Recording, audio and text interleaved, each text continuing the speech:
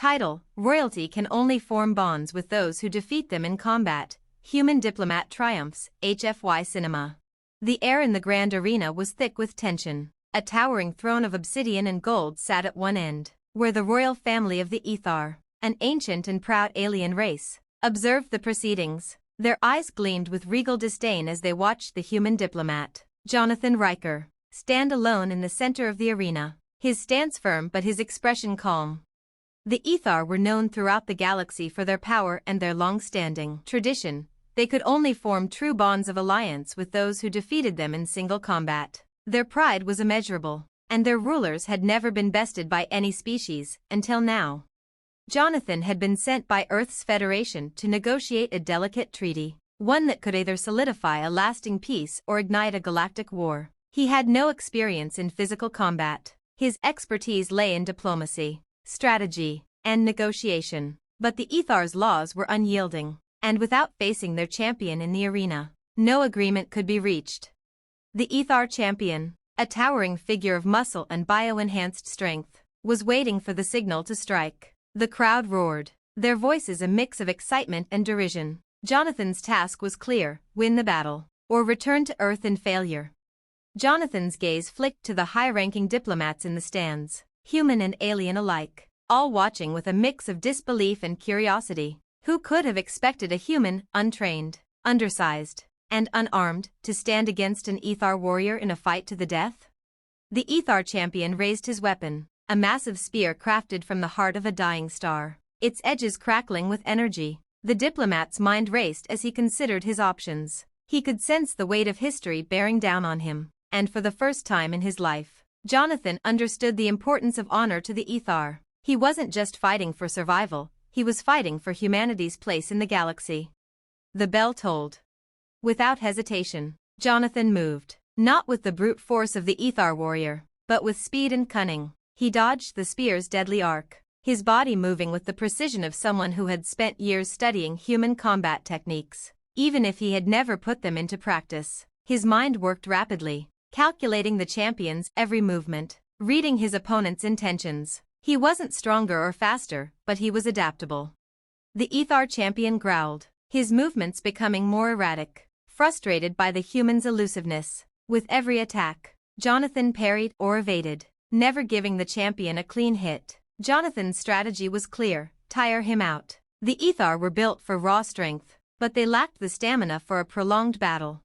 Minutes stretched into what felt like hours, and the crowd's cheers began to fade, replaced by a growing murmur of uncertainty. The human diplomat, with no weapons and no armor, had not only survived, he had gained the upper hand. Then, an opening. The Ethar champion, breathless and enraged, swung his spear with a ferocity that would have decimated any other opponent. But Jonathan, anticipating the move, dove beneath the strike, spinning to the side and using the champion's momentum against him. With a quick motion, Jonathan disarmed the Ethar and sent him crashing to the ground. The arena fell silent. For a long moment, Jonathan stood over the fallen champion, breathing heavily, the weight of his victory settling over him like a cloak. He had done it, against all odds, against a warrior more powerful and skilled than any human could hope to be. He had emerged victorious, and with that victory, he had earned something even more important than his life.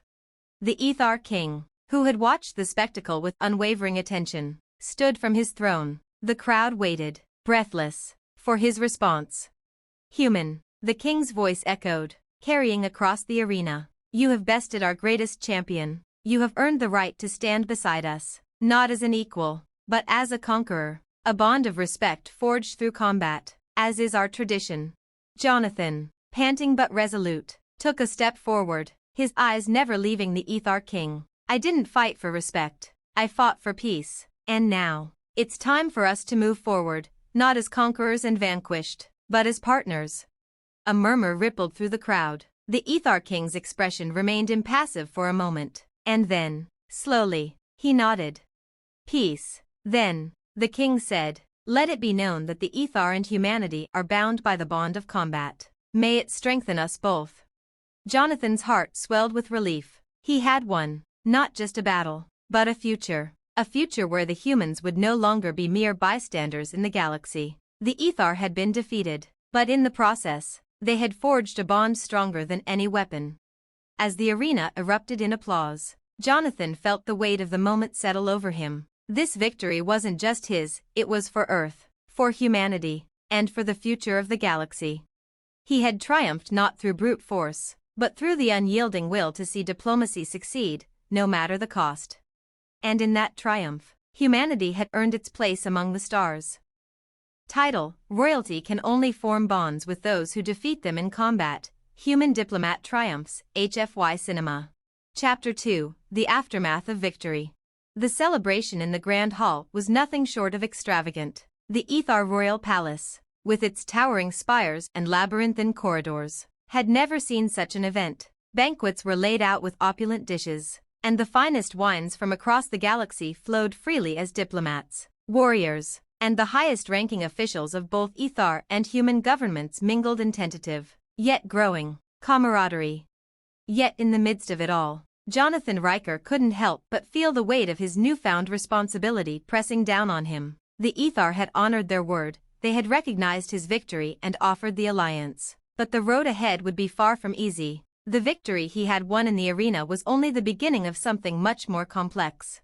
The Ethar were a proud race, bound by their customs and their traditions. Jonathan's victory, although remarkable, had only granted him the right to negotiate a treaty. The intricacies of that treaty, the terms of their alliances, trade agreements, and defense pacts, would be decided in a series of high-stakes meetings. He couldn't afford to let his guard down, not for a moment.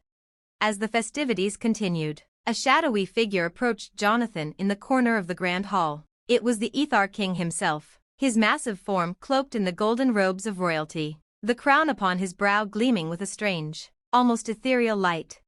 Human Diplomat. The king's voice resonated in Jonathan's chest, low and commanding. You have earned our respect, but do not think for a moment that the challenges you face are over. The bond forged in combat is powerful, but alliances forged through words can be far more perilous.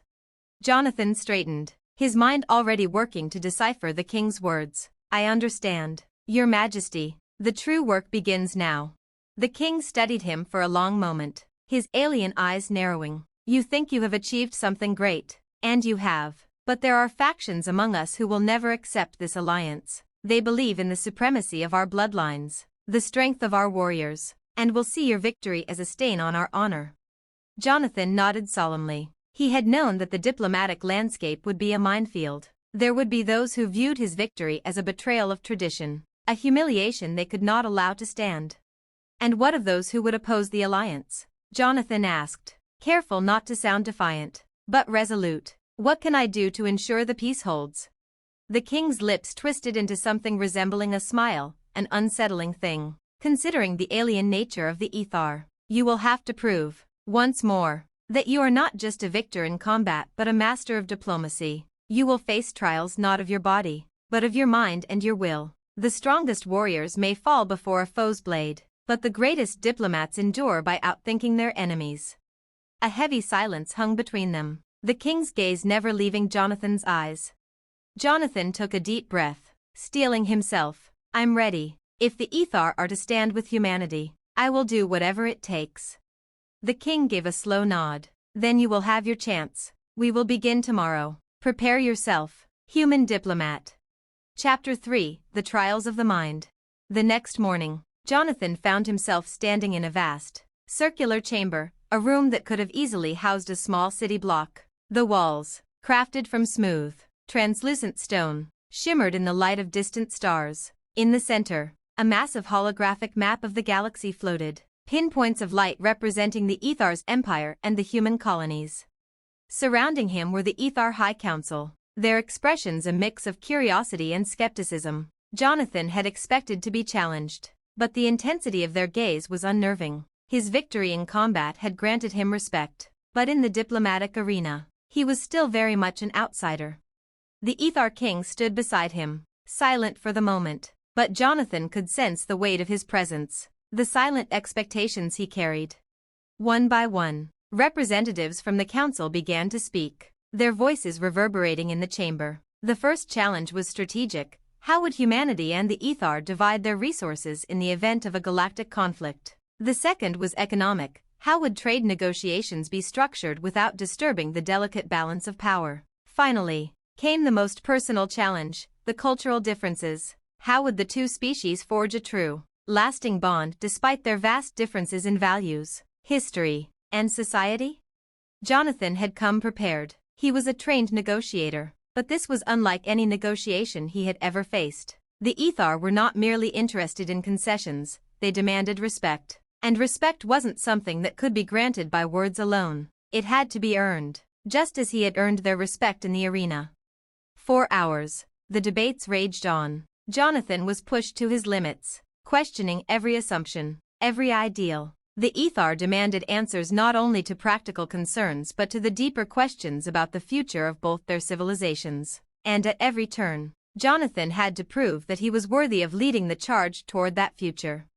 At times, it seemed as though the debate might spiral out of control. The Ethar were notorious for their quick tempers and unyielding pride, but Jonathan never wavered. He stood firm, his mind always working, always seeking common ground, even when the conversation seemed to be heading toward irreparable conflict.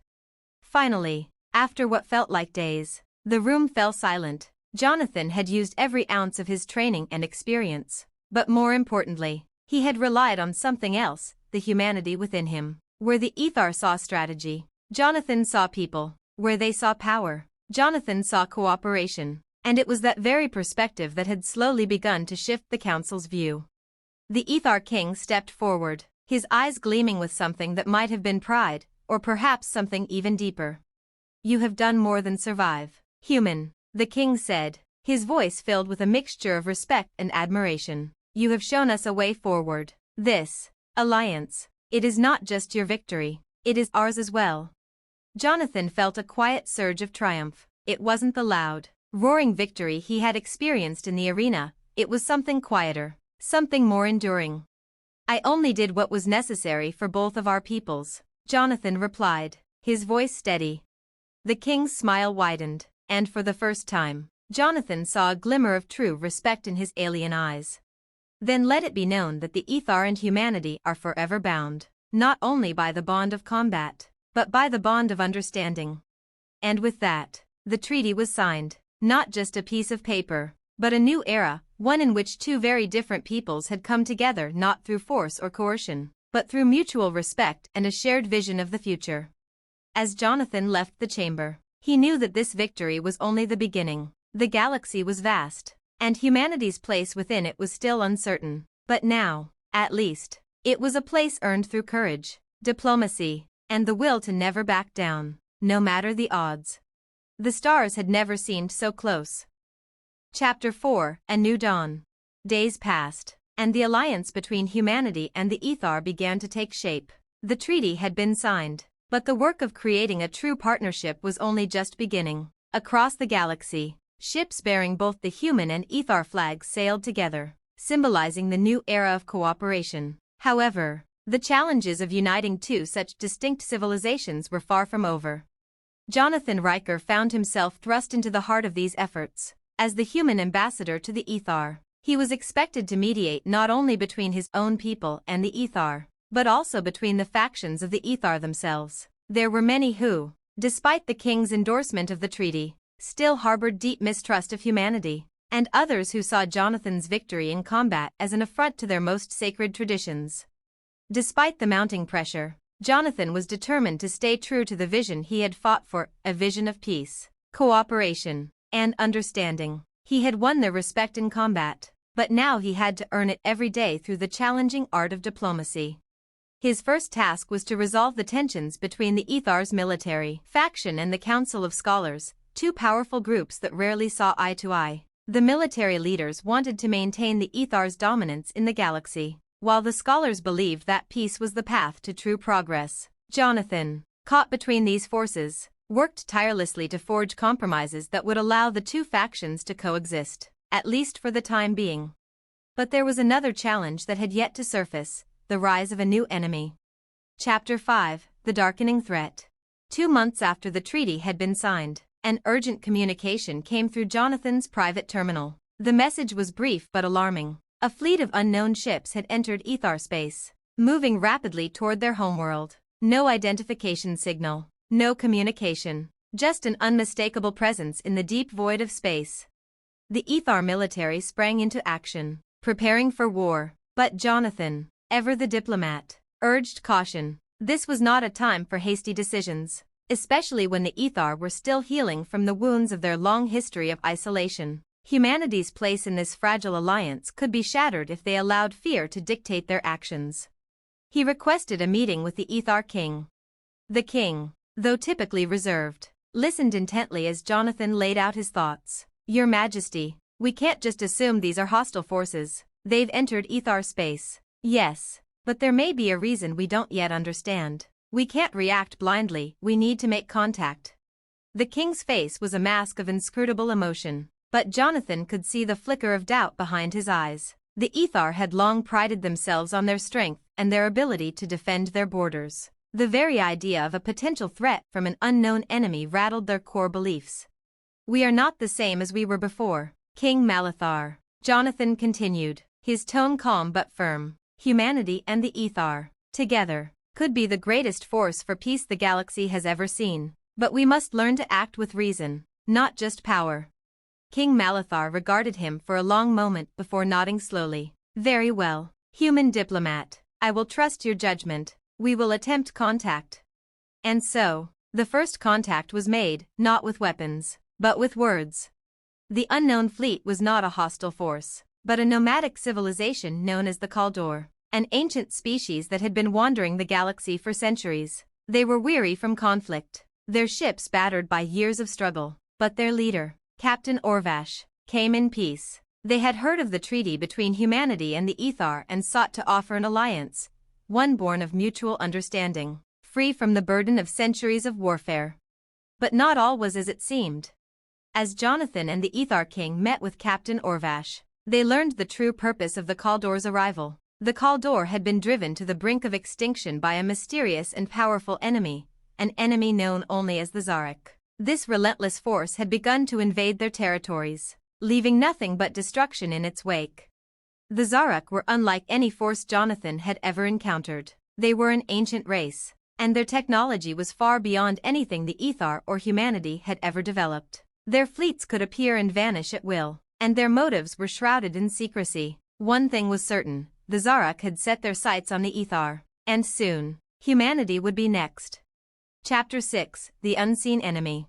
The first skirmishes with the Zarak came swiftly. They struck without warning, devastating the outer Ethar colonies before retreating into the dark expanses of space. Despite their unmatched firepower, the Zarak showed no interest in conquest, they were simply destroying, leaving nothing behind but ruin. Jonathan knew that time was running out. The galaxy was on the edge of a great war, and it was clear that the Ethar, despite their might, were not prepared for the Zarak's unparalleled tactics. What troubled him most, however, was the growing suspicion that the Zarak were not acting alone. He spent sleepless nights in conference with King Malithar and the highest-ranking military commanders, working to piece together the strange pattern of attacks. It wasn't until he uncovered the existence of a covert faction within the Ethar military, one that sought to dismantle the fragile peace Jonathan had worked so hard to build, that the truth became clear. The Zarak were being manipulated. A rogue faction within the Ethar had made a secret deal with the Zarak, trading Ethar technology and resources in exchange for power. This betrayal was the root of the Zarak's sudden aggression. It was never about conquest. It was about revenge. Jonathan's heart sank as he shared the truth with King Malithar. The Zarak aren't here to destroy us, Your Majesty, they're here to take back what was stolen from them, and we're at the heart of it. The king's face turned pale, his voice low. You suggest treason? Jonathan nodded grimly. A faction within your own ranks is responsible. We need to expose them before it's too late. Chapter 7, The Battle for the Future. In a desperate move, Jonathan and the Ethar king launched a covert operation to unmask the rogue faction and stop their collaboration with the Zarak. It was a race against time. If they failed, the galaxy would plunge into war, and both humanity and the Ethar would face extinction. In the heart of the Ethar's capital, they uncovered the truth. A high-ranking general had betrayed his people, aligning with the Zarak to sabotage the fragile alliance between humanity and the Ethar. With the traitors exposed, The Ethar military united behind their king, and the combined forces of humanity and the Ethar launched a counteroffensive against the Zarok. It was a brutal, high-stakes battle, a battle that would determine the future of the galaxy. As the final waves of the Zarok fleet fell before the united forces, Jonathan stood alongside King Malithar, watching the destruction unfold. They had won, thanks to their cooperation, their alliance, and the unyielding will to protect their people. And as the dust settled, Jonathan realized that humanity's place in the galaxy was no longer in question. They were no longer outsiders. They were partners with the Ethar and now, with many others in the galaxy who had witnessed their victory. The war had been won, but the true work of peace was only just beginning. As Jonathan looked up at the stars, he felt the weight of responsibility settle on his shoulders once again. Chapter 8: Rebuilding the Stars. The battle against the Zarok had been a decisive one, but the aftermath was nothing short of chaotic. The combined forces of the Ethar and humanity had won, but the galaxy was left in ruins. The Zarok's destruction had not only decimated colonies and military fleets but also fractured the trust between many of the galaxy's diverse factions. The Ethar's betrayal, orchestrated by a rogue faction within their ranks, had left a bitter taste. However, the unexpected victory had given rise to new hope. The task before Jonathan Riker and King Malithar was daunting. They weren't just diplomats and leaders, they were now architects of a new future. If the alliance between humanity and the Ethar was to survive, they needed to rebuild, both politically and socially. The galaxy's fractured peace depended on their success. Jonathan sat in the War Council chambers aboard the Galactic Concorde, a massive Ethar human vessel that now served as the symbol of their alliance. The room was dimly lit, illuminated only by the soft glow of the holographic maps showing the galaxy's shattered state. Representatives from both the Ethar and the Human Federation had gathered, along with members of other galactic species who had been affected by the Zarok conflict. "We cannot let the Zarok's invasion be the end of us," Jonathan began, his voice steady. "Despite the weight of the situation, we have to rebuild what's been lost, not just the physical infrastructure, but the trust, the unity." The room fell silent as his words resonated through the space. King Malithar stood at his side, the gravity of the situation mirrored in his eyes. Despite the king's immense power and experience, even he was feeling the pressure. This would be no easy task. "We've already made significant progress," Malithar said, his voice commanding yet weary. "The rogue faction that collaborated with the Zarok has been dismantled. Their leaders are in custody, and the remaining conspirators are being hunted down. But the real work begins now. We must heal the wounds left by this betrayal." A human admiral, who had fought alongside the Ethar in the final battle, spoke up. "And we must rebuild our military forces. The Zarok attacked with an overwhelming strategy. We need to better understand their technology if we're going to prevent any future surprise assaults." Jonathan nodded. "Absolutely. But while military reconstruction is vital, we must also focus on the diplomatic front. There are still factions within both our peoples that are distrustful. We need to extend olive branches, rebuild alliances, and make it clear that this new union isn't just about strength, it's about cooperation." The Ethar general, standing near the back of the room, muttered, "That's a tall order. Human diplomat, we are warriors by nature. Trust is not so easily regained after such a betrayal." Jonathan met his gaze with quiet resolve. "I understand, but in the long run, our true strength lies not in our weapons, but in our ability to trust one another. If we can't trust each other, we'll just be waiting for the next war." There was a pause, and then the room began to hum with discussion. The next steps were being outlined: reconstruction teams, humanitarian aid missions, technological exchanges, and, most importantly, peacekeeping efforts. Every aspect of rebuilding the galaxy's shattered order would require careful coordination. Jonathan couldn't help but feel a sense of hope amid the uncertainty. He had faced impossible odds before, and every time, humanity had found a way to rise. Now, with the Ethar as their allies, there was no reason to believe they couldn't do it again. Chapter 9: The Quiet Before the Storm. Weeks turned into months as the Ethar and human forces worked tirelessly to rebuild. The Galactic Concorde became a hub for diplomatic negotiations, military strategy, and cultural exchange. Jonathan's role was pivotal, not just in securing the peace but in fostering the relationships that would sustain it. However, Beneath the surface, something darker was stirring. The Zarak, despite their defeat, had left behind a dangerous legacy. As the alliance between humanity and the Ethar grew stronger, whispers began to spread, whispers of a deeper conspiracy, of a power behind the Zarak that had orchestrated the invasion, pushing them into their final acts of aggression. Jonathan had spent the past few weeks pushing these rumors aside, focusing on the immediate needs of reconstruction, but the nagging feeling in his gut, the sense that there was more at play than he had been told, was growing harder to ignore. One evening, while reviewing reports from the Galactic Concord, Jonathan received an encrypted message. It was from a contact he had worked with during his early days as a diplomat, an informant who had provided valuable intelligence in the past. The message was brief, but its contents were chilling. The Zarak were not the true enemy. They were merely the pawns in a much larger game. The true power lies beyond the veil. Do not trust those who claim victory. You are being watched. Jonathan felt a cold shiver run down his spine. The Veil was a region of space known for its mysterious anomalies and near-impenetrable energy fields. It had long been considered a no-man's land, an area no species dared to venture into. But the message implied something far more dangerous. The true enemy, beyond the Veil. Jonathan's mind raced. Could it be possible that the Zarak had been manipulated, or even controlled, by a force from beyond the galactic boundaries? And what did this new threat mean for the fragile peace they had fought so hard to build?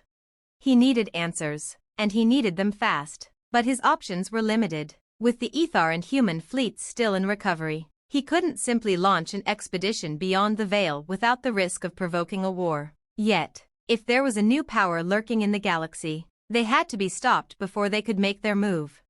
Chapter 10, The Dark Horizon.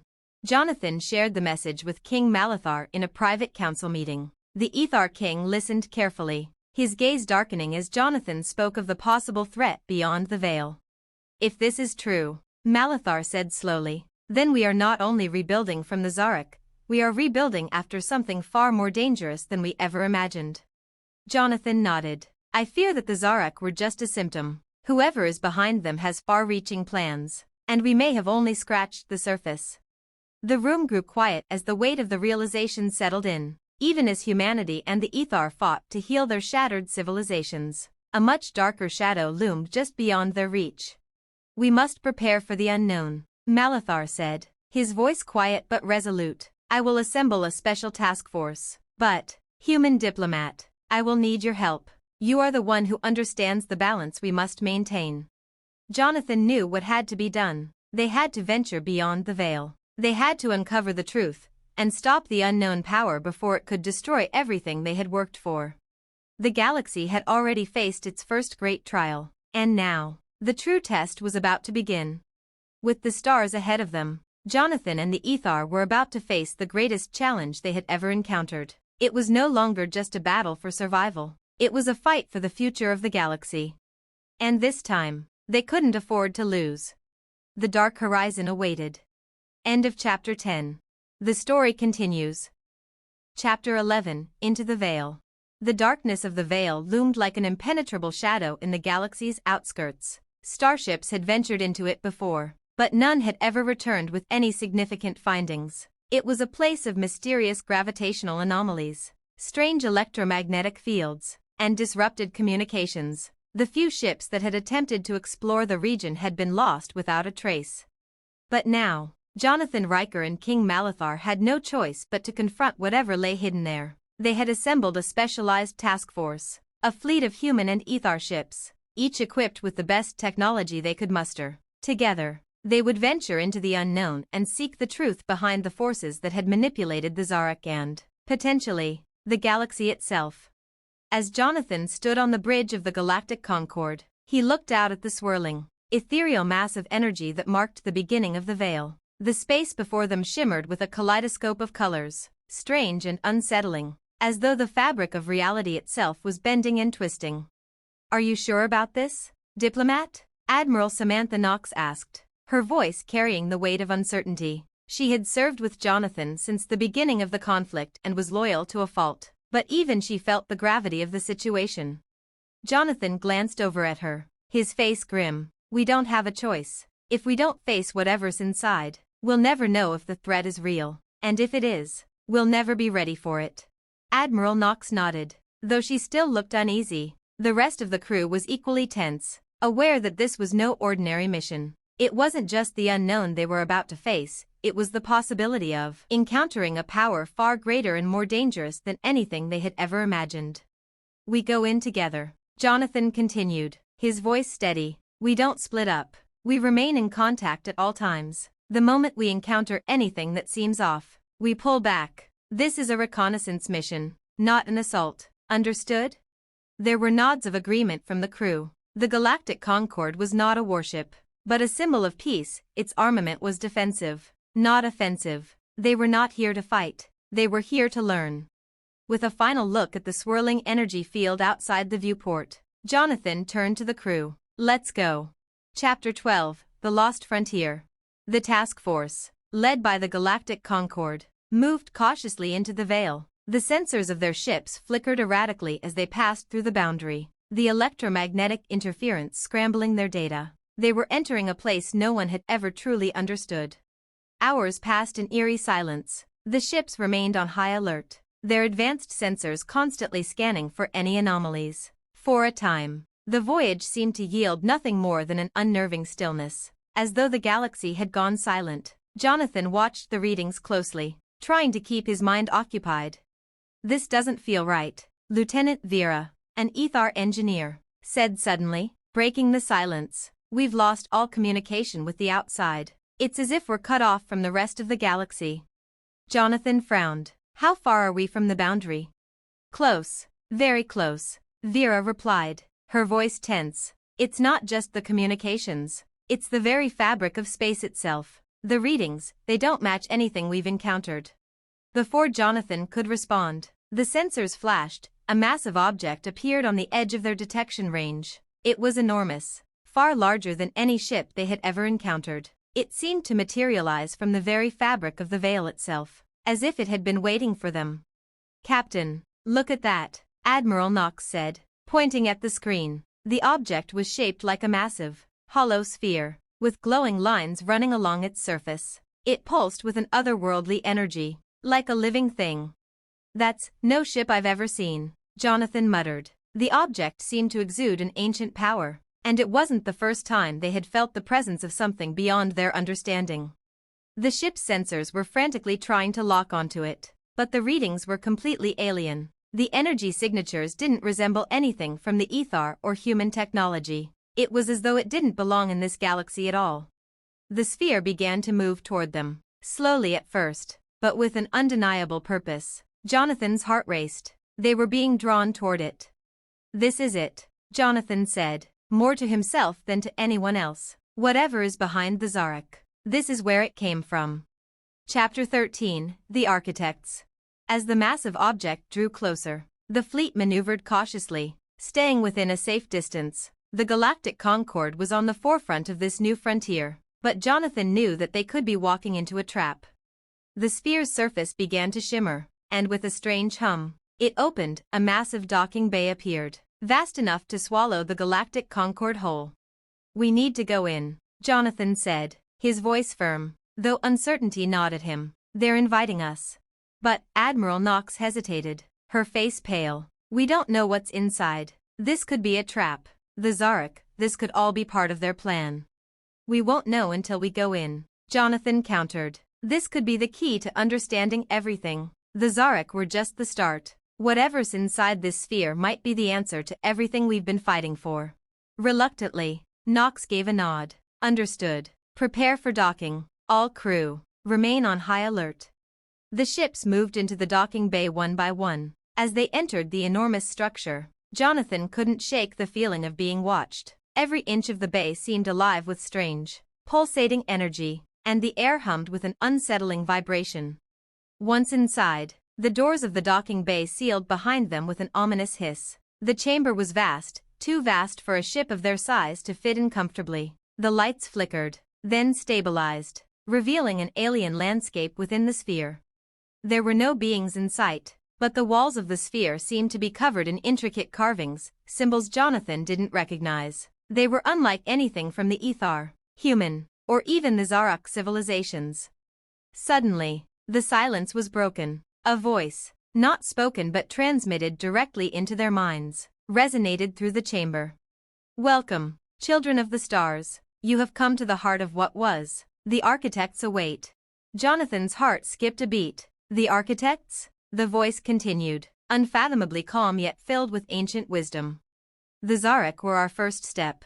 But you, the humans and the Ethar, are the next. It is time for you to know the truth. Chapter 14, The Architect's Truth. The atmosphere grew thick with tension as the voice continued, an unseen presence that seemed to occupy every corner of the vast chamber. Who are you? Jonathan asked, his voice barely above a whisper, though he knew the voice could hear him. We are the architects, the creators of civilizations, the first to shape life across the stars. You are not the first to come to us, but you may be the last. The Zarek were our agents, and their mission has been completed. Now, the galaxy must choose, will you ascend, or will you fall like all who came before? Jonathan's pulse quickened. The realization hit him like a thunderbolt. The architects had been manipulating the galaxy from the shadows for eons. They had used the Zarek as pawns, but their true intentions were far more complex, far more dangerous than he had ever imagined. We will not be your pawns, Jonathan said firmly, trying to hide the tremor in his voice. Pawns? The voice echoed, amused. No, you are more than pawns. You are our final experiment. Chapter 15, The Test of the Architects. The chamber trembled as strange, pulsating energy filled the air. The walls shifted, rearranging into unfamiliar patterns that seemed to draw on every corner of Jonathan's mind. He could feel the pressure building, the weight of the architect's challenge settling upon his shoulders. The voice of the architects echoed once more, but now there was an undeniable tension in its tone. The test begins. Show us your worth. You will face the same challenges as all those before you. Fail, and the galaxy will be lost to the shadows of time. Succeed, and you will ascend to a new realm of existence. Jonathan's heart raced. Whatever the architects had planned, it wasn't something they could just talk their way out of. He glanced around the chamber, and his eyes met those of King Malithar, who stood nearby. The Ethar King's expression was unreadable, but Jonathan could see the determination in his eyes. This wasn't just about humanity anymore, it was about both their peoples, about every civilization in the galaxy that would be caught in the architect's experiment. What do we do? Jonathan whispered to Malithar, his voice steady despite the uncertainty gnawing at him. Malithar's eyes narrowed. We survive. We fight. But we must not lose ourselves in the process.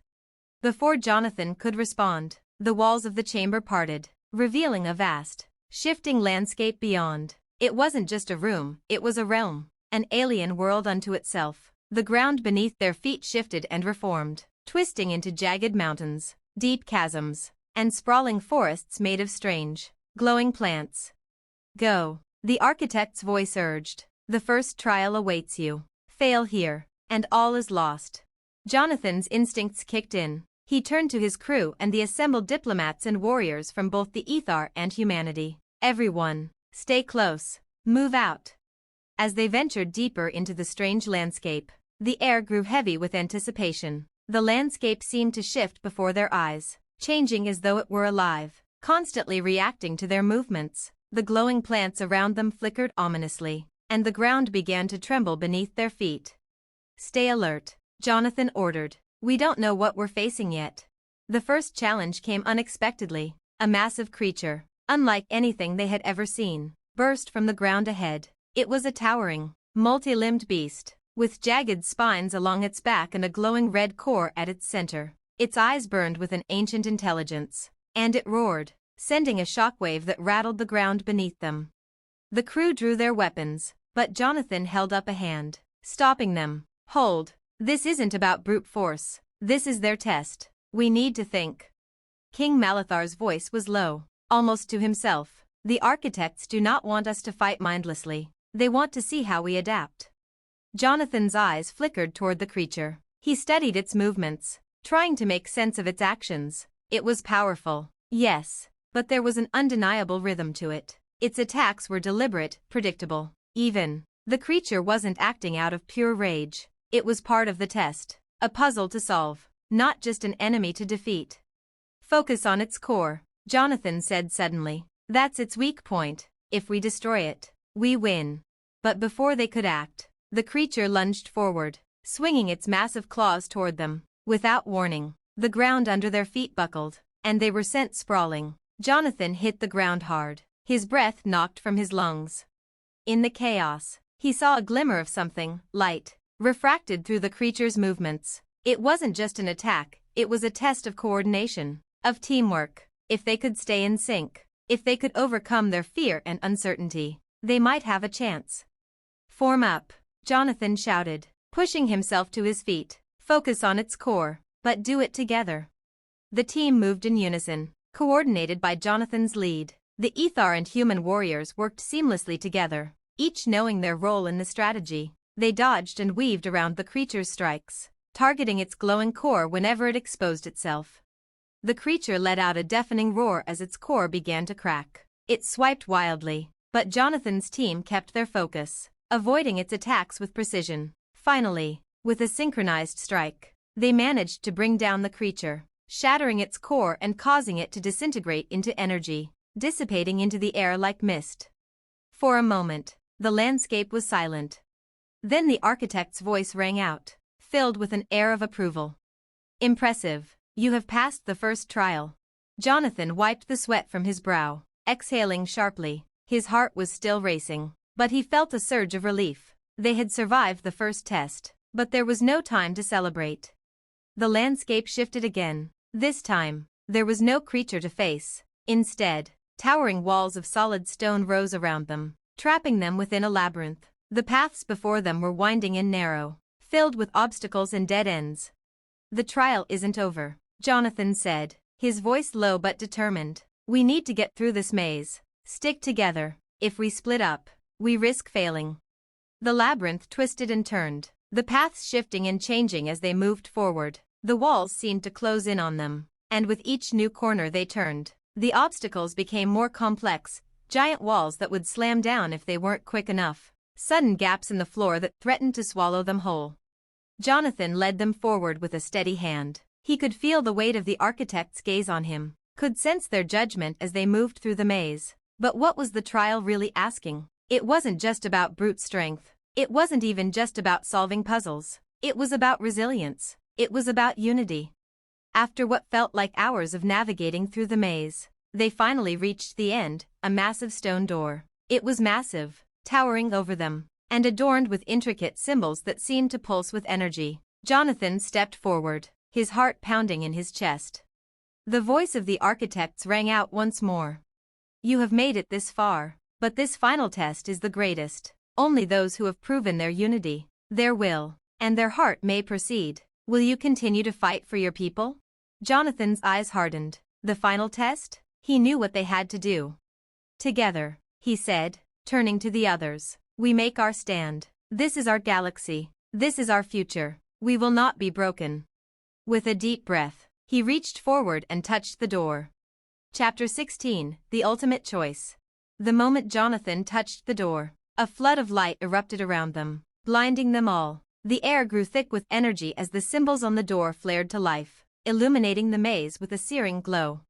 And then, a new voice spoke, not from the architects, but from something deeper, something older. The trial is complete. Jonathan's heart pounded. What does that mean? The voice answered, its tone ancient and cryptic. You have proven that you are worthy of the power that lies within. You have passed the test, but the final choice is yours. Before them, the door opened, revealing a chamber beyond. Inside was a source of unimaginable energy, a glowing orb suspended in midair. It pulsed with raw power, a power that could reshape the galaxy itself. Take it, the voice commanded. This power is yours to command. Use it to shape the future of your species. But beware, such power comes with a price. Choose wisely. Jonathan stepped forward, his mind racing. This was the architect's final test, the chance to claim a power that could protect the galaxy, but also one that could destroy it. The choice was his. He turned to King Malithar, and the Ethar King nodded solemnly. The future is in your hands, human diplomat.